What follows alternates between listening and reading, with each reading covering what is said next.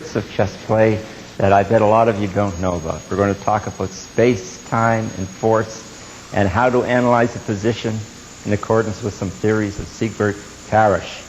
Let's see where we were and where we left off. We were talking about Steinitz and his closed game, and then we talked about Lasker, Emanuel Lasker, who came along and defeated Steinitz. I have a little chart here.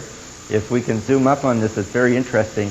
I have a titled world champion, and I have a black line right across here. That's because all the names above the line weren't official world champions.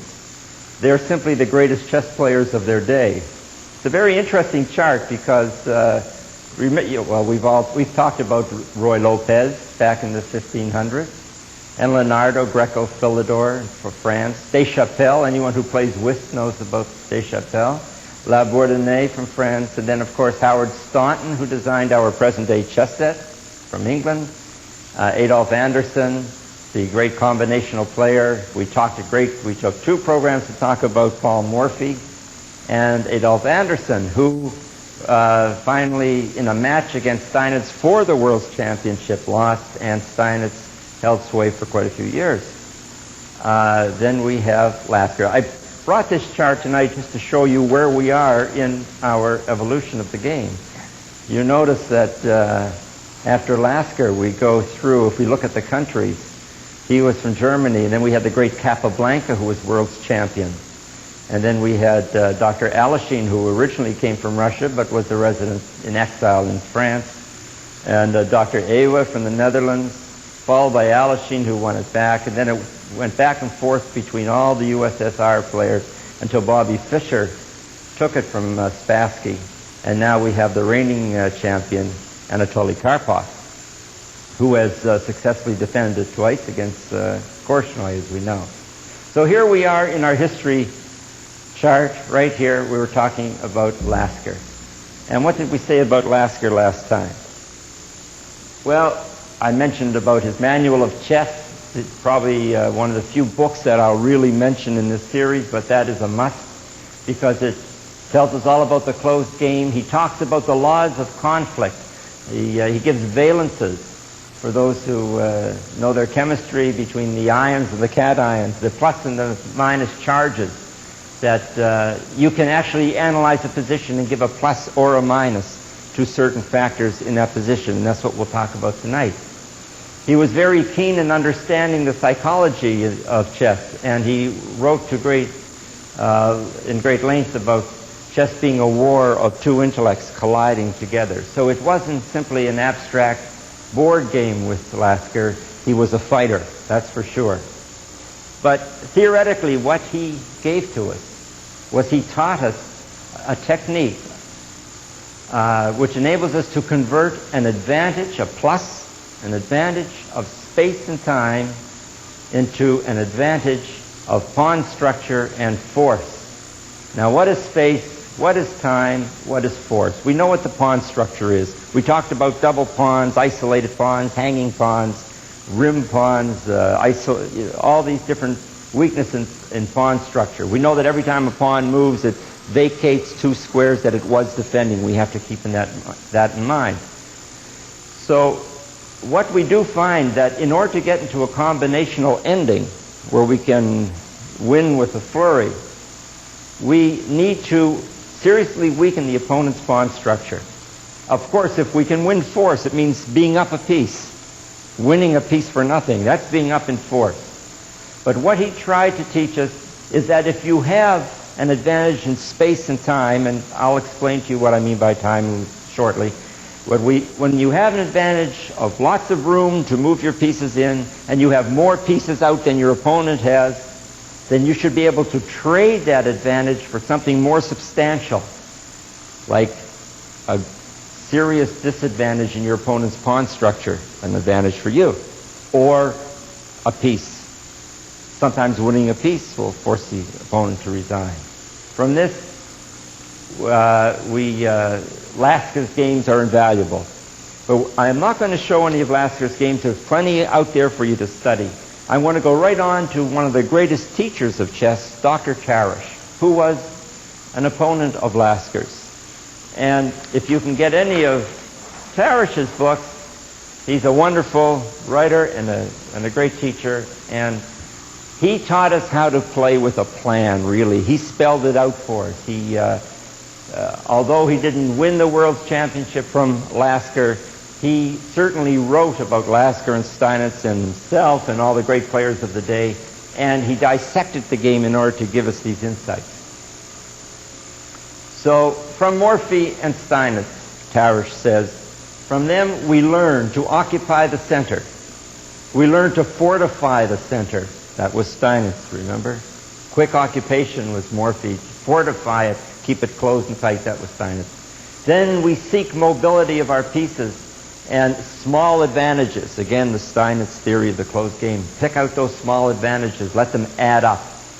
But mainly, and this is the fourth point, this is the main thing from Parrish, he taught us that we must play with a plan.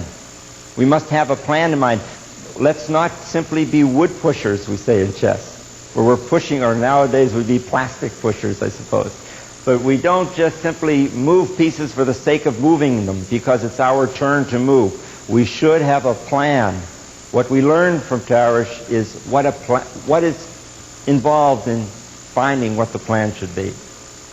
A plan comes, of course, from an analysis of the position.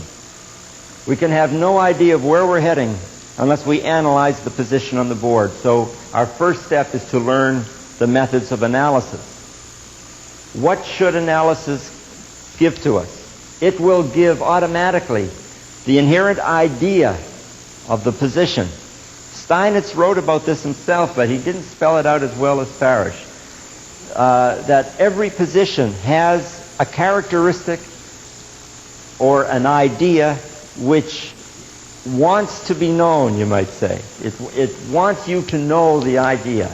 And once you have the idea of the position, which comes from the analysis that you have made, this will give you a plan of action. Now that action might be offensive, it might be defensive.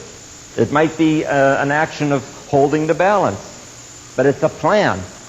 And it's a plan logically arrived at through this series of thought processes. Now, once we have a plan, it's only then that we should try to find the best move for the position.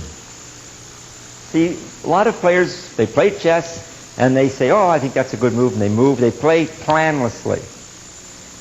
The best move comes from a plan that you have in mind. The plan is derived from the basic idea in the position. The idea comes from your analysis of the position. So we must start back here with analysis and learn how to analyze basic chess positions. Here is an 11-move opening, which I have placed already on the board. If, while in the course of this evening's talk, you want to copy down the moves, you may. They're not important, but I leave them up here in case you have a chance to look them over, in case you want to copy them. But we will now go to the board and look at the position which is derived from this series of moves. We're over here now, and let's look at the position to see what we have. We notice, first of all, if we counted the pieces, we'll see that nothing has been taken off the board. Nothing has been taken off. So we're even in force, you see. You notice this bishop, we said that was fianchettoed when it was in this position. That's a fianchettoed bishop. White is castled, black is castled. White has a preponderance of pawns in the center, but the center seems to be closed. It seems to be locked up. We are just generally looking at the position as you would come by a board, look over the board that two other people are playing, and you're trying to get a quick idea of what's going on. The first thing you do is see if anyone's up or down a piece. We've done that. The next thing we do is try to see the mobility of the pieces. And we see that this bishop seems to be locked in. This bishop is certainly locked in. This bishop is mobile, so we see right away that perhaps black has a little bit more mobility with one bishop. White's knights seem to be a little better placed, but we'll get into, this is just a vague general look at the position. It's not an in-depth analysis. To have an in-depth analysis, this is what we must do. I hope you weren't copying those down too fast. We'll come back to it. Let's look at this sheet and see what we mean by an analysis of a position. There are three aspects in any analysis. There's the mechanical, the dynamic, and the individual. Let's go into each and see what they mean. The mechanical analysis is the quantitative. In other words, you can actually put a quantitative number, whether it's plus or minus, and using Lasker's terms, to space, time, and force, time, space, and force for white and black. We look at white side and we count the time, which we'll show you how to do. We do the same for black.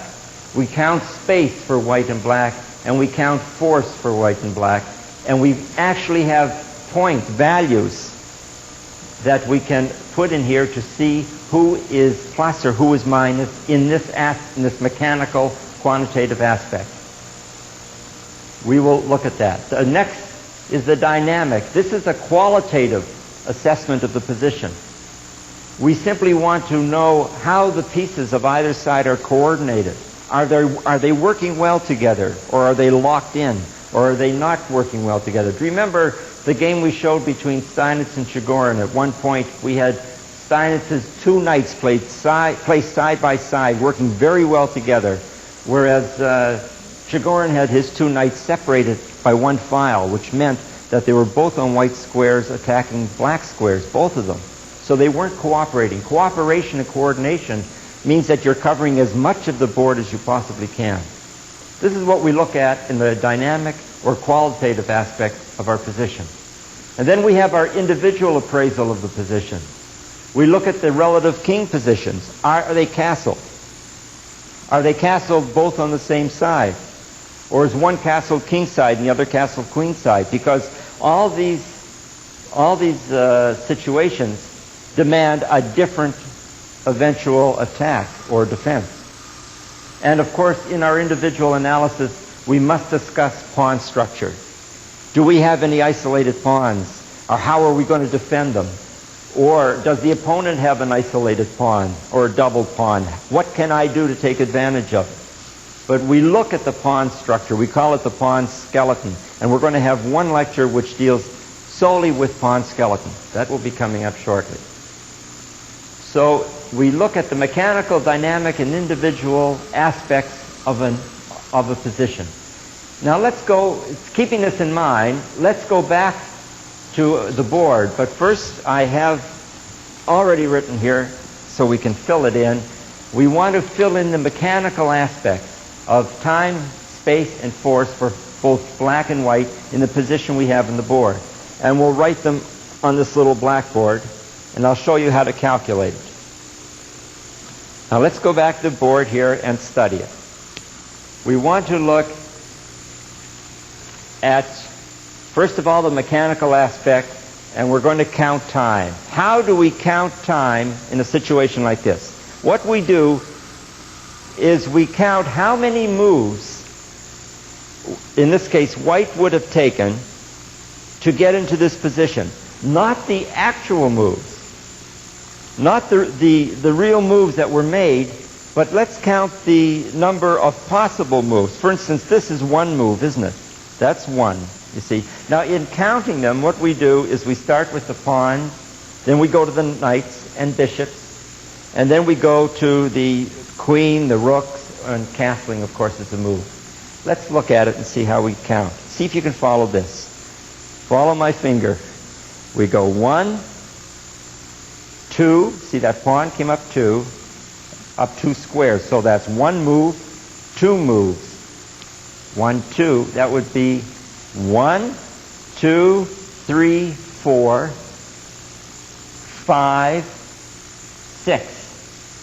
6 pawn moves. Let's look at that again. 1, 2, 3, 4, 5, 6 pawn moves. Now let's add on the knight moves. That's 6. 6 pawn moves. 7. 8. Now the bishops. 8. 9. This bishop came up here. That's 9.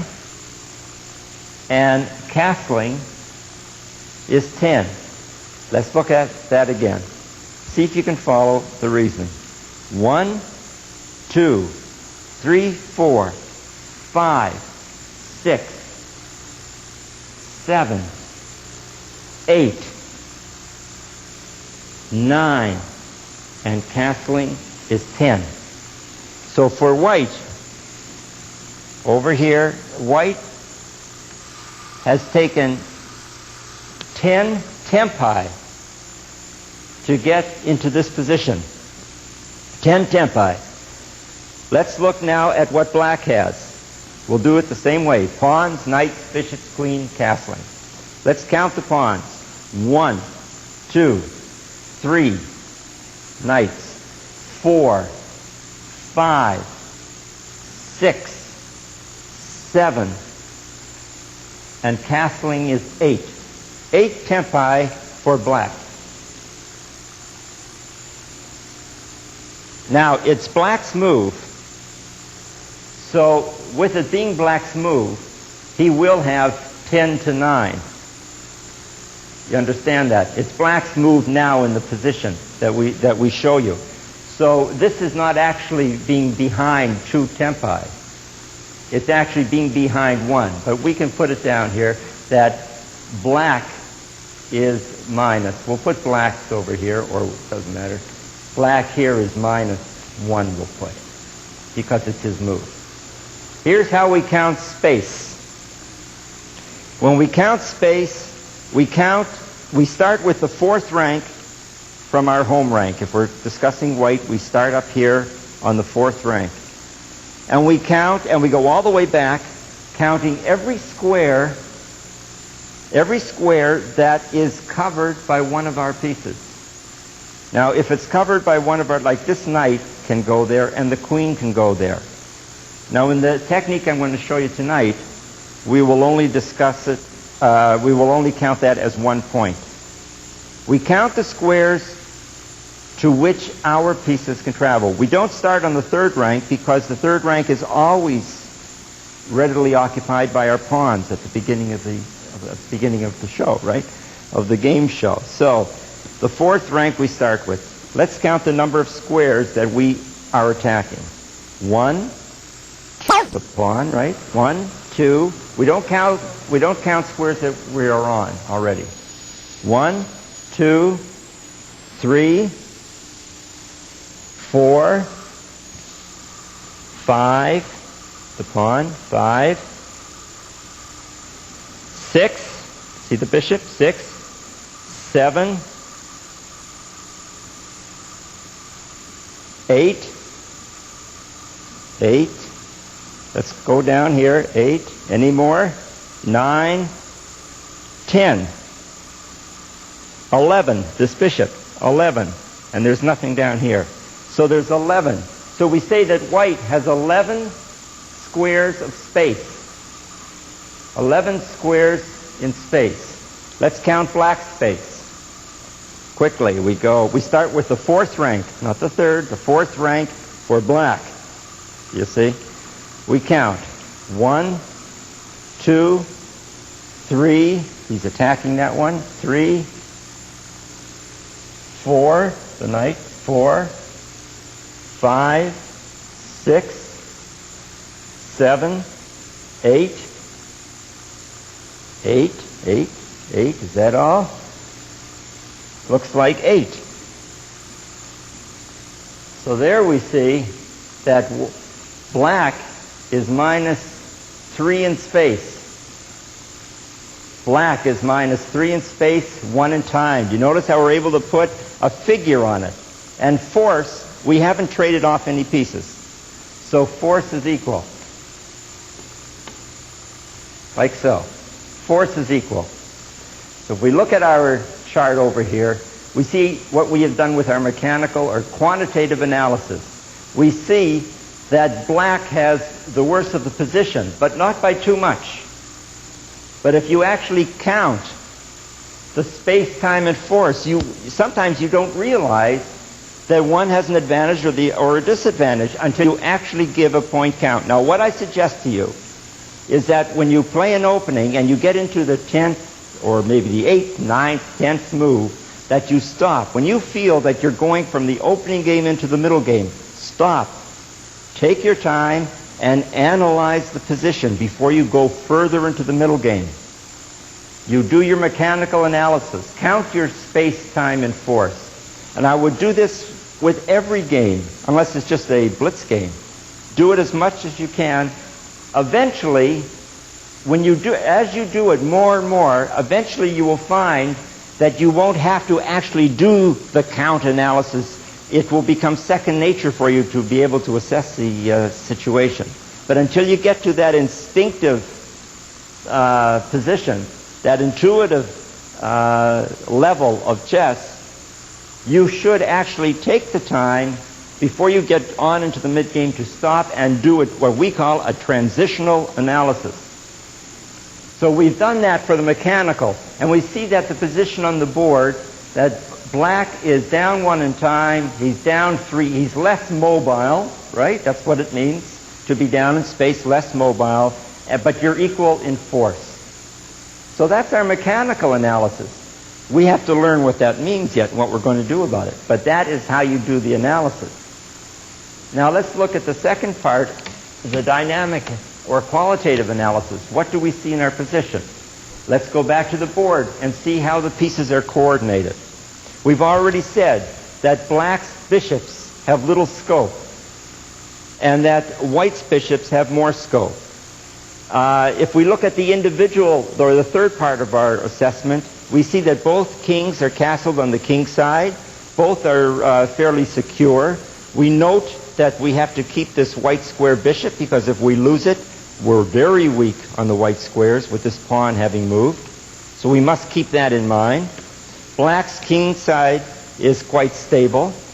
So the pawn structure is, we notice that white's pawn structure might be a little advanced, a little prematurely, but we do notice one thing if we analyze it, and that's this could very well be a backward pawn. Black is cramped, as we have said. His pieces have to become coordinated. White has, in fact, these small advantages. He's starting to accumulate these small advantages. How is he to take advantage of them? How is he going to trade the small advantages for larger advantages? Well, one thing we see is that black would love to be able to move this pawn so, you see, and tighten up. Remember, you want to get your position, you don't want to open the position if the advantage in space belongs to somebody else. But if he starts to come up like that, or here, this pawn can take. In this case, it would be en passant. Or if he comes up here, simply pawn takes pawn. Now, this pawn will be taken back, of course, but look at the pawn structure. This now becomes a backward pawn. A backward pawn. Knights can jump in here. Pieces like rooks can double up on it. Knights can attack it. That backward pawn will be a decisive weakness in the pawn structure. It means a loss of a pawn eventually. White will then gang up on that backward pawn. So the position as it stands now means that black cannot free himself by this move. If he does, it will be practically suicide. He's got to try and keep it locked up. Now, from all this analysis that we've discussed, what are we going to do with the position? We've done the analysis. What is the idea of the position? Now, this is where style comes into it. Style comes to play.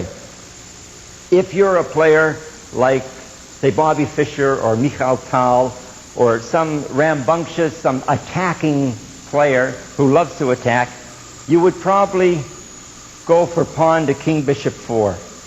You would take advantage and you would try to open up the game in this style. Leave this bishop locked in, and you would make a thrust right away towards the center like that. That's if it's your style.